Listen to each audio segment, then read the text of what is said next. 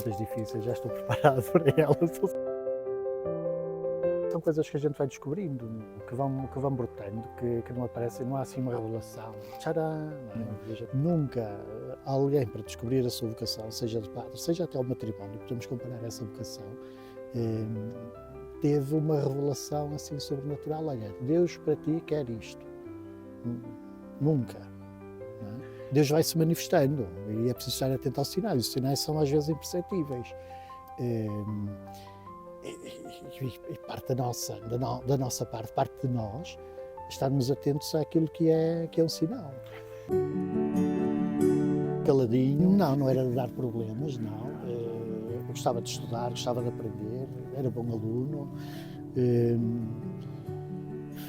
Estive sempre muito ligado à igreja, uma família religiosa, que não seria assim muito religiosa, longe de ser uma família, como é que posso dizer, uma família rígida, fanática. Não era uma família fanática, longe disso.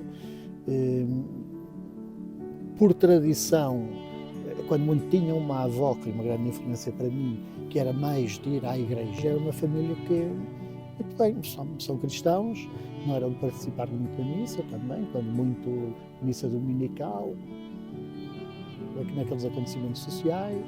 Estive inscrito na catequese, fiz toda a caminhada, por opção própria, estive sempre muito ligado à igreja, em tudo aquilo que a igreja me oferecia na minha paróquia, desde ser acólito, gostava muito, ser leitor, estar no grupo de jovens, no grupo coral, tudo 30 por uma linha, só não fui escutar. Não sei porquê, que chegaram a convidar para ser escuteiro, depois não sei explicar, ainda devia ser novinho, 6, 7 anos, e depois acabei por não avançar. E hoje tenho três agrupamentos de escuteiros que são da minha responsabilidade. Assim, os meus pais, enquanto estavam a trabalhar, era a minha avó que cuidava de mim. Ia para a escola, chegava, estava com ela, né? Portanto, aí uma grande influência da minha avó também. Curiosamente, a minha avó materna, o meu avô materno não cheguei a conhecer, faleceu muito cedo, a minha mãe ainda era bastante nova. Os meus avós paternos já não tinham essa vivência religiosa, não é? Mas mesmo assim também era muito próximo deles, até porque era vizinho deles.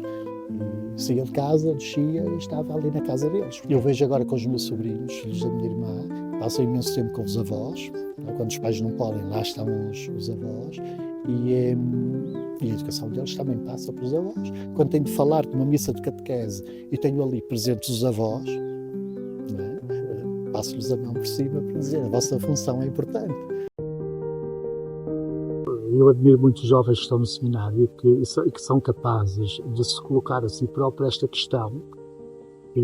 O colocar a questão é colocar interrogações, é o interrogar-se, é o ter dúvidas e assumir as dúvidas que têm sobre si, sobre quem são, sobre a sua relação com Deus, e chegamos à última, que é aquilo que Deus pede a cada um de nós. Isso é um desafio corajoso. Não há ali uma voz ou um anjo que nos apareça a dizer: olha, Deus de ti pede isto. Às vezes passa por muita interrogação, por muita dúvida, e a dúvida também traz sofrimento. Deus fala sempre por intermédio de outros, e é preciso estar atento a esses sinais dos outros, àquilo que vamos vivendo, àquilo que vamos experienciando, àquilo que vamos escutando, e às vezes está aí um sinal que a gente só percebe que estava aí um sinal quando, muitos anos para a frente, olhamos para trás e vemos: olha, afinal aquilo era claríssimo. E eu na altura não fui capaz de perceber, ou percebi mais tarde, mas estava ali um claro apontar de caminho, não é?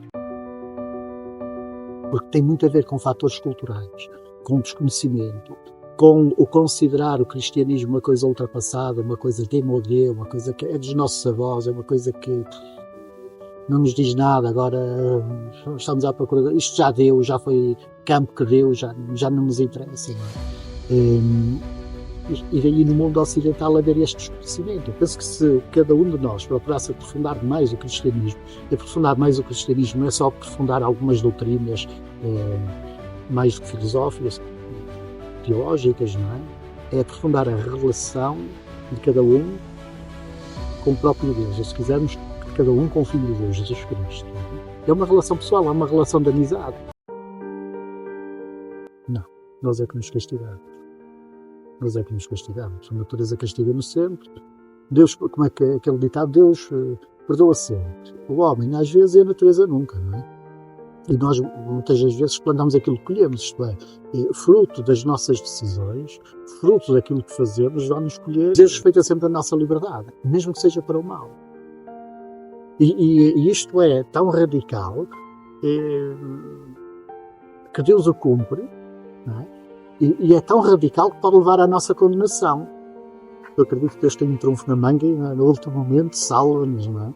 Mas é tão radical este respeito que Deus tem por nós, que não é o que Ele deseja e que não é o que eu posso desejar. Eu não posso, em circunstância nenhuma, a partir da minha vida, desejar a minha condenação. Eu desejo o meu bem. Nós tendemos naturalmente para o bem. Se Deus é o bem, o sim o bem, então nós tendemos naturalmente para Deus. Podemos não perceber ou podemos até rejeitar isso, mas tendemos para ali. Não, nós chegamos a um espaço como este, tem aqui sinais de beleza, tem aqui uma marca de quem fez isto, aquele que eu entendo, a partir da minha fé, que é o Criador disto tudo, não é? Não é o dono disto tudo, mas é o Criador disto tudo. É quase que nós olhamos para uma pintura e somos capazes de dizer, olha, esta pintura é capaz de ser deste ou daquele pintor. E depois vamos ver, está ali a assinatura, não é? E conseguimos identificar, não é? Mas nós, quando estamos aqui a este espaço, bonito, já o dissemos, nós percebemos que aqui há beleza e essa beleza naturalmente nos cativou. De certeza que haveria quem o compreendesse e de certeza que haveria quem não compreendesse. Houve quem o compreendesse, houve quem o aceitasse como o Filho de Deus.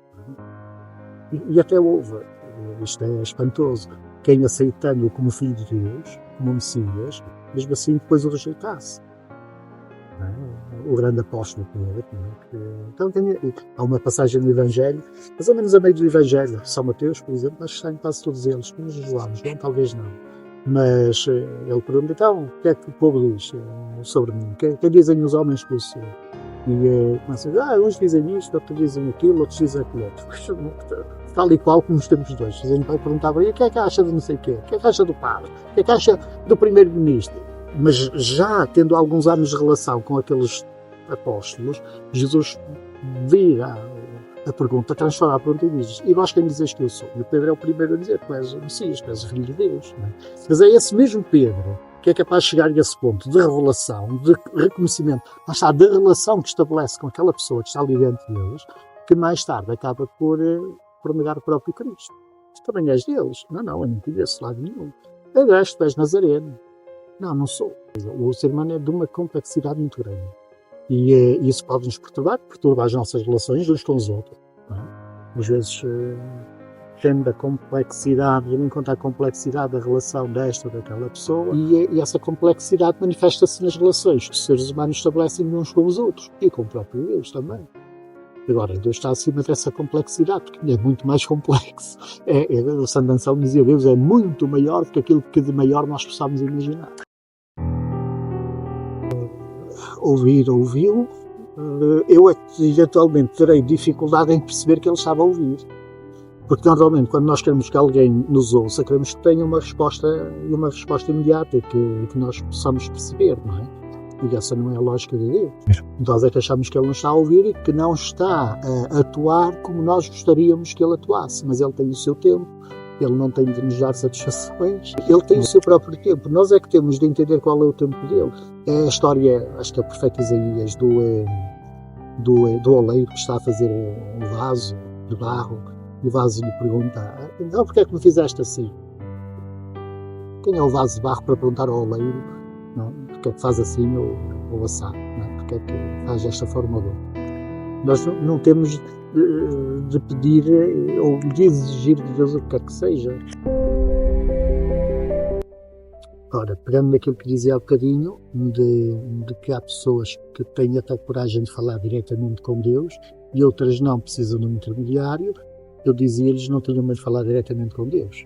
E se não souberem o que é que lhe vão dizer, digam naquela oração que Jesus nos ensinou, Pai nosso que estás nos céus, tal e qual. Acho que nem uma coisa nem outra. Deus é Deus. O homem e a mulher é ser humano. O Filho de Deus encarnou, fez-se homem do sexo masculino. Isso não posso dizer o contrário, não é? Deus, não sei se há género em Deus.